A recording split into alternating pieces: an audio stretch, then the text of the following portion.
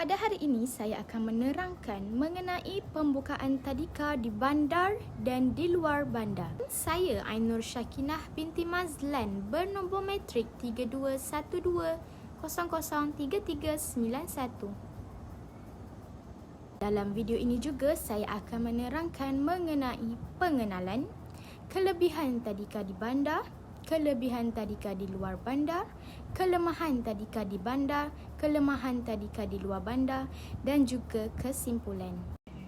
Pengenalan. Pendidikan merupakan salah satu aspek yang penting bagi negara yang telah mencapai kemerdekaan di mana ianya menjadi tanggungjawab kepada pihak kerajaan. Pencapaian pendidikan di Malaysia terbahagi kepada dua bahagian, iaitu mencapai pendidikan di bandar dan pencapaian pendidikan di luar bandar. Hal ini dikatakan kerana akan mengakibatkan dua persekitaran yang berbeza bagi kanak-kanak di dua jenis tadika yang berbeza status. Perbezaan tadika di bandar dan di luar bandar. Tadika di bandar terletak di kawasan bandar dan pusat bandar. Kemudahan lengkap, moden dan mudah difahami. Jumlah penduduk minimum 10,000 orang, sekurang-kurangnya 60% penduduk berumur 16 tahun ke atas bekerja dalam sektor awam yang bukan pertanian. Yang kedua, tadika di luar bandar terletak di kawasan luar bandar iaitu kampung ataupun pendalaman. Kemudahan sukar diperolehi, tidak lengkap dan kurang selesa. Jumlah penduduk kurang daripada 10,000 orang dan majoriti penduduk bekerja sebagai petani dan buat kerja-kerja kampung.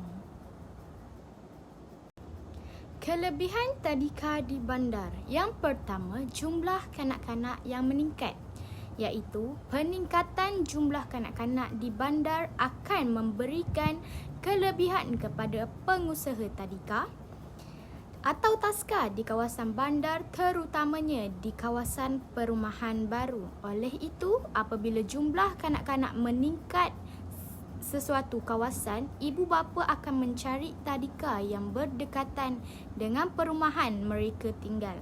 Maka dengan itu, tadika di bandar dapat memberikan kesenangan kepada ibu bapa yang bekerja.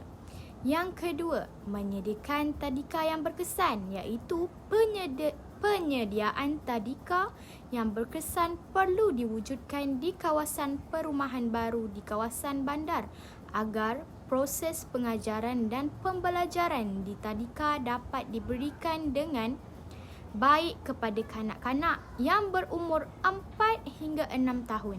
Ini bagi membantu perkembangan kanak-kanak secara sihat dari segi fizikal, emosi, sosial dan proses pembangunan kognitif kanak-kanak, dan penyediaan tadika yang baik perlu diwujudkan di bandar.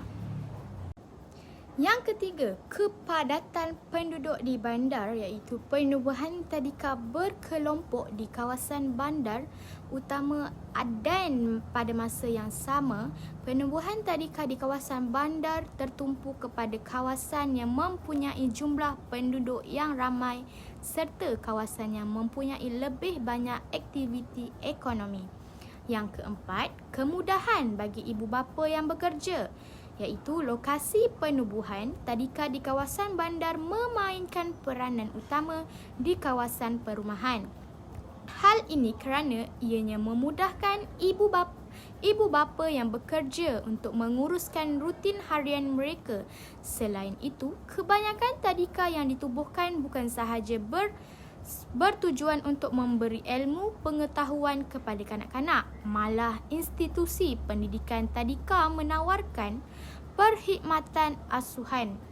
Justeru, keadaan ini menyebabkan permintaan yang tinggi dalam kalangan ibu bapa yang bekerja. Kelebihan tadika di luar bandar.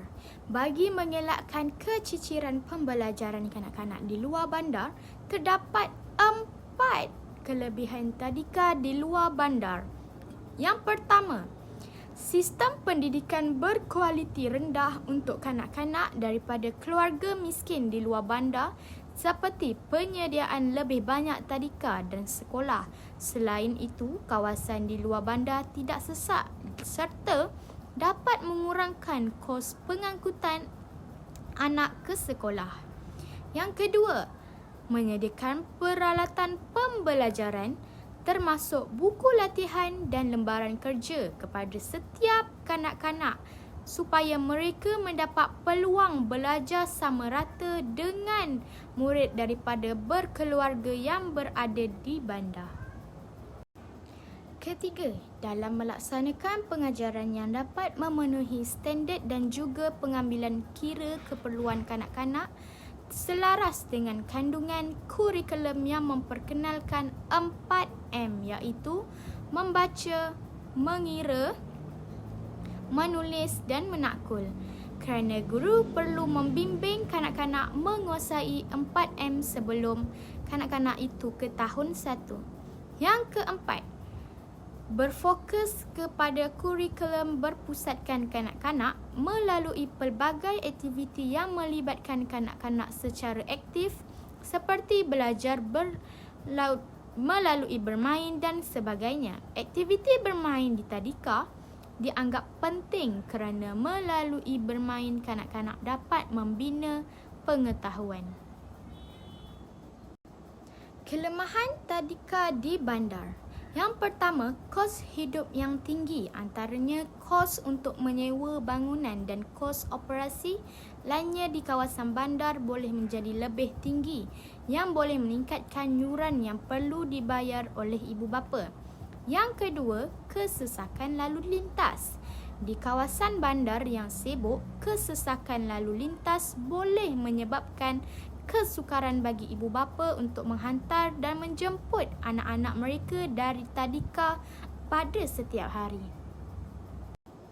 Yang ketiga, keperluan ruang yang terhad, antaranya tadika di bandar mungkin terhad dalam ruangan fizikal yang boleh menyebabkan kekangan dalam aktiviti luaran dan ruang bermain untuk kanak-kanak. Yang keempat, kurangnya akses kepada alam semula jadi, iaitu tadika di bandar mungkin kurang akses kepada kawasan luar yang luas untuk alam semula jadi yang penting untuk pembangunan fizikal dan emosi kanak-kanak.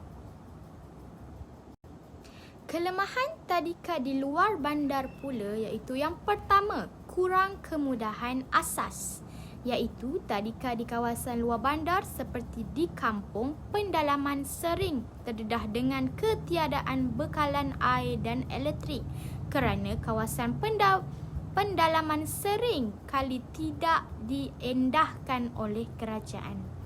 Yang kedua, jarak sekolah yang jauh, iaitu tadika di kawasan luar bandar seperti di kampung pendalaman tidak mempunyai banyak tadika kerana kawasan yang tidak strategik. Oleh itu, ibu bapa harus menghantar anak ke tadika dengan jarak yang jauh dan sekaligus mengambil masa yang agak lama kerana kekangan jarak dari rumah ke tadika. Yang ketiga, kekurangan guru yang berkemahiran. Tadika di kawasan kampung pendalaman seringkali kekurangan guru kerana masalah ketidaksepadanan option dalam kalangan guru telah mengakibatkan proses PDPC terganggu. Keempat, keadaan kelas yang tidak sempurna. Keadaan kelas di tadika kawasan kampung pendalaman kebanyakannya tidak sempurna kerana pembangunan pendidikan di Malaysia lebih tertumpu kepada pembinaan sekolah di bandar. Secara kesimpulannya, pencapaian pendidikan prasekolah di bandar dan di luar bandar amat ketara jurangnya. Oleh yang demikian, semua pihak terutama pihak kerajaan dan ibu bapa haruslah mengambil langkah-langkah yang sepatutnya bagi mengatasi kelemahan pada setiap tadika dan tidak hanya mengutamakan kuantiti kanak-kanak yang ada pelajaran daripada kualiti pelajaran yang mereka perolehi. Sampai di sini sahaja pembentangan saya. Sekian, terima kasih.